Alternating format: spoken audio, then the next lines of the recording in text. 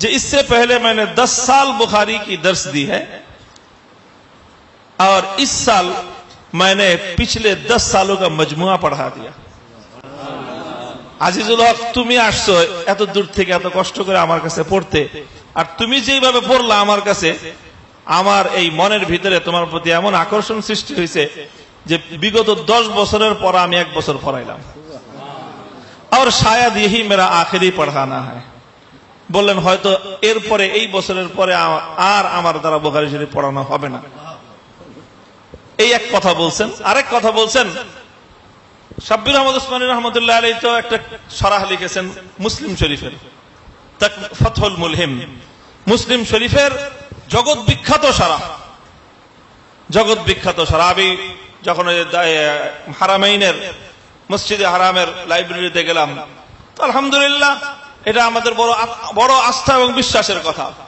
তোমার যদি কারো মনে চায় যে কি, অনেকে আছে না আমাদের দেওবন্দি ওলামাদেরকে নিয়ে খুব করে, দেওবন্দীদেরকে তুচ্ছ-তাচ্ছিল্য করে, আমি এখনো চ্যালেঞ্জ করে বলতে পারি মসজিদে হারামের যে লাইব্রেরি আছে, ওই লাইব্রেরিতে কিতাবের যদি তালিকা করা হয়, বুখারী শরীফ থেকে নিয়ে শুরু করে সমস্ত হাদিসের কিতাবের উপর যত শুরুহাত লেখা আছে, আমাদের আকাবের দারুল উলুম দেওবন্দের সন্তানদের যেই পরিমাণ শরহ খুদ মসজিদে হারামের লাইব্রেরিতে আছে, অন্য কোন সিলসিলার এই পরিমাণ শরহ এখনো ওখানে নাই।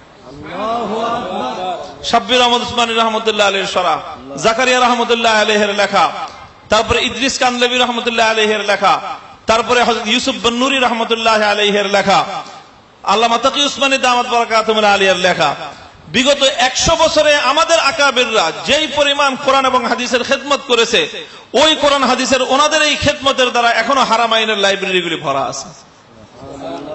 যাই হোক, তো শাব্বির আহমদ উসমানী রহমতুল্লাহ আলাইহি তো মুসলিম শরীফের শরহ লিখছেন, কিন্তু মুসলিম শরীফের লেখাও পূর্ণ করতে পারেন নাই, হায়াত কুলায় নাই, অর্ধেক লিখেছেন।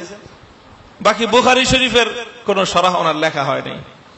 তিনি আমার আব্বাজানকে বলছিলেন कि देखो बुखारी शरीफ का शरह लिखने का और उसका खिदमत करने का मेरा तमन्ना था, लेकिन वो तो मुझसे हो नहीं सका। मेरा ये ख्याल है, शेख रहमतुल्लाह अलैह उर्दू ते उन्हें तकरीर लिखेছিলেন कि इसी से मेरे बुखारी शरीफ का खिदमत हो जाएगा। আরেকটা কথা বলছিলেন कि उम्मीद है कि तुम्हारे जरिया बंगाल में मेरी कुछ बातें फैलेगी। আমার আশা যে তুমি আমার কাছ থেকে বুখারী শরীফ পড়ে বাংলা এলাকায় যখন যাবে, তখন তোমার কলমের মাধ্যমে আমার কিছু ইলম ওই এলাকায় প্রচারিত হবে। তো শাব্বির আহমদ উসমানী রহমতুল্লাহ আলাইহি নিজের আকাঙ্ক্ষা ব্যক্ত করছেন। শাইখুল হাদিস রহমতুল্লাহ আলাইহিকে সারা জীবন বলতে শুনেছি, উনি বলতেন যে আরে আমি তো বাংলা কোনোদিন পড়ি নাই। পরবর্তীতে তো আদর্শ লিপি পড়ানো হয়। আমার পড়ালেখা বাংলা ছিল হলো কলাপাতা পর্যন্ত, সিলেট পর্যন্ত আমি তারাক্কি পাই নাই। প্রথম আগের যুগে যখন মানুষ লেখা শিখতো, তো প্রথম শিখতে হলো কি দিয়ে? কলাপাতার উপরে। একটু ভালো করে কলাপাতা কয়েকদিন লিখলে তারপরে দিত সিলেট, সিলেটে কয়েকদিন লিখলে তারপর হলো খাতা কলম। আমার দৌড় হলো কলাপাতা পর্যন্ত, সিলেট পর্যন্ত যেতে পারি নাই ক খ গ লিখতে। এরপরে তো খাতা কলম তো পরের কথা। এই হলো ছাত্র জীবনে যেই লোকের বাংলা ভাষার উপর যার পড়ালেখার দৌড় হলো কলাপাতা পর্যন্ত, সেই লোক বাংলা ভাষায় সর্বপ্রথম বুখারী শরীফের হাদিসের ব্যাখ্যা গ্রন্থ লিখলেন। এবং এই বাংলা শাইখের বাংলা বুখারীর বাংলা ভাষার মান অনেক উচ্চাঙ্গের।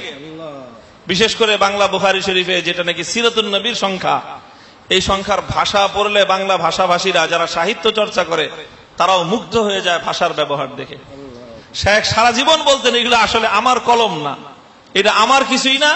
ওই যে শাব্বির আহমদ উসমানী রহমতুল্লাহ আলাইহি বলছিলেন कि मेरा उम्मीद है कि तुम्हारे जरिया बंगाल में मेरी कुछ बातें फैलेगी, যে আমার মনের কিছু কথা, আমার দিলের কিছু দরদ তোমার কলম দিয়ে